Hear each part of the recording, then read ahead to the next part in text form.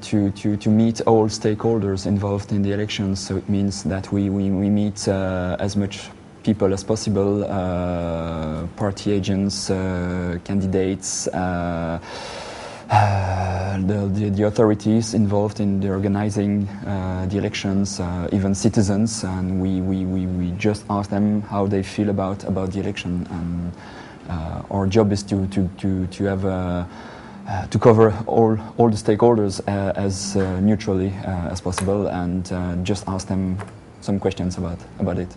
So during the election, they were not allowed to interfere in anything. We just observe, and that's it. Well, all the observers who are in the country, the long-term observers mainly, are people well trained, because we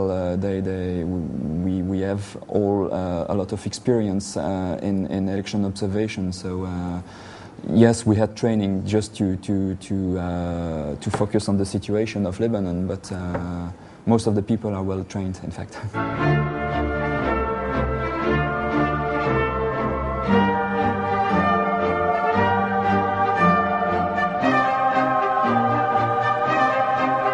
What we'll do on Sunday is complete a process that we started more than 11 weeks ago.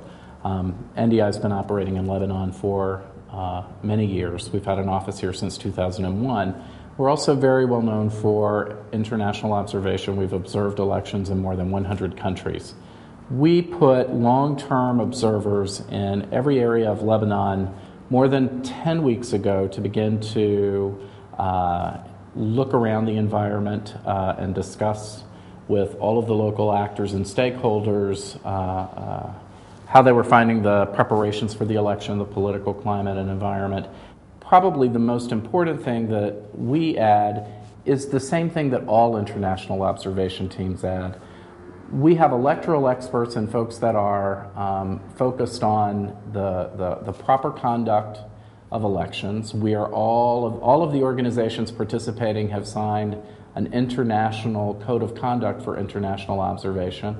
And what I think that we bring is our thoughts about the preparation for election, the electoral framework, the pre-election environment, and the ability to make objective recommendations for future electoral reform. So what will happen is all of the local observers who've observed the elections will examine and evaluate the process of this election.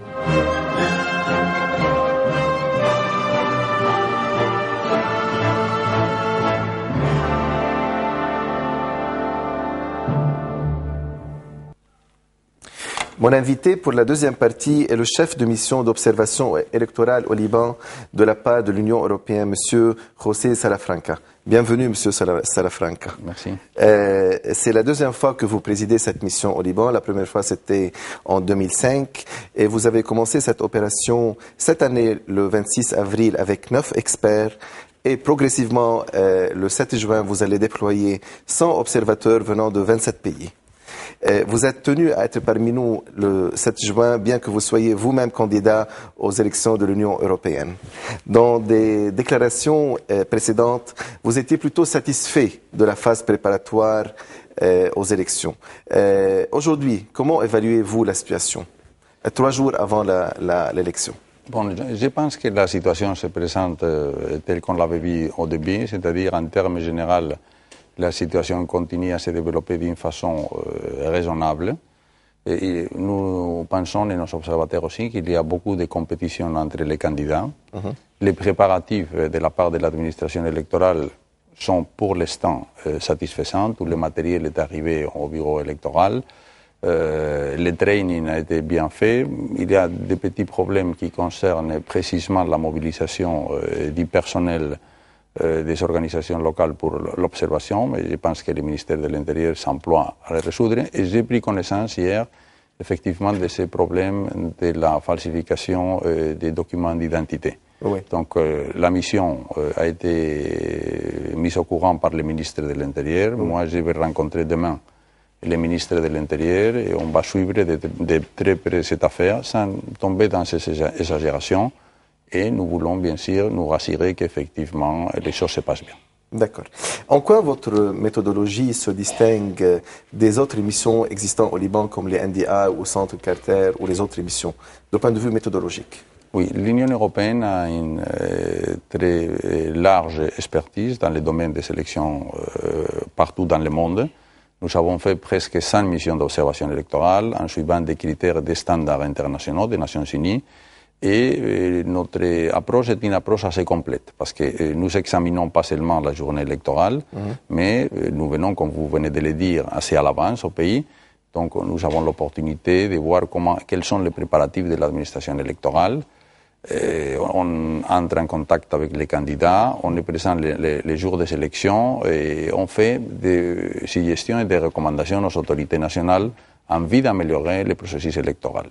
Donc nous complétons avec nos équipes sur le terrain et nous allons couvrir toutes les 26 districts électoraux. Et de la même façon, il y aura des membres du Parlement européen qui vont nous joindre pour le week-end, pour faire des contacts politiques, pour prendre la température politique et voir comment les choses se passent. Donc, on aura d'abord une mission, une observation très proche au terrain, et de notre côté, on aura une perception des acteurs politiques, institutionnels, pour faire une évaluation d'ensemble qui, à mon avis, est la plus complète parce que, comme je vous dis, l'Union européenne a un prestige, une réputation très sérieuse et je pense que notre méthodologie est reconnue partout dans le monde. Je peux vous dire, je voudrais ajouter qu'on visite chaque année le siège central des Nations Unies à New York et je peux vous assurer que nos moyens sont plus affinés et plus larges que même les moyens des Nations Unies. Vous êtes assez optimiste, mais disons que le contexte culturel au Liban, la différence culturelle et la complexité de la situation au Liban, vous pensez que vous êtes assez équipé afin de faire cette observation, surtout que pendant longtemps, malheureusement, la créativité, disons, libanaise s'est bien manifestée dans des tentatives de truquer ou biaiser les élections.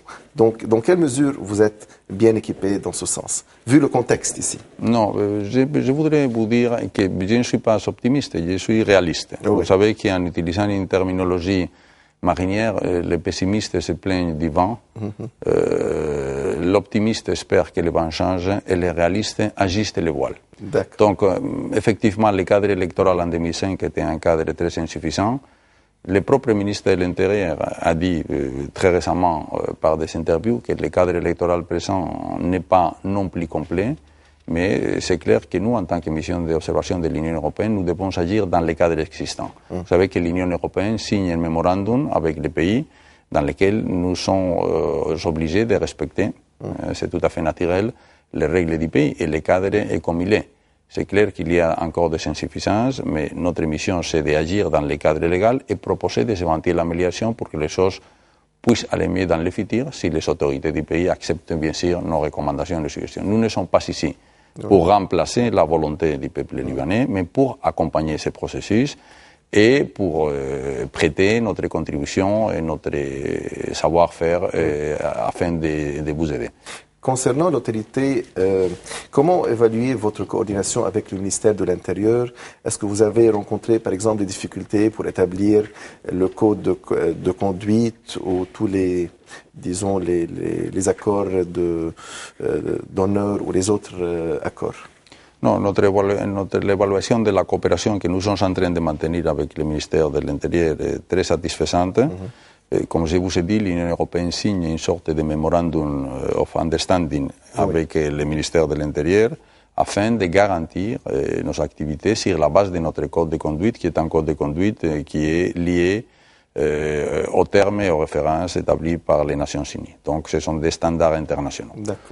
Nous avons droit, d'après ce memorandum, d'abord à un libre accès à tout ce qui concerne l'organisation et l'administration électorale et bien sûr nous avons comme contrepartie la nécessité de respecter les lois et d'être absolument impartial et objectif dans le travail que nous sommes en train de faire. Mais concernant l'accès libre aux zones électorales, pensez-vous que serait-il possible d'accéder à toutes les zones électorales du territoire libanais ou bien vous allez rencontrer des obstacles à ce niveau-là?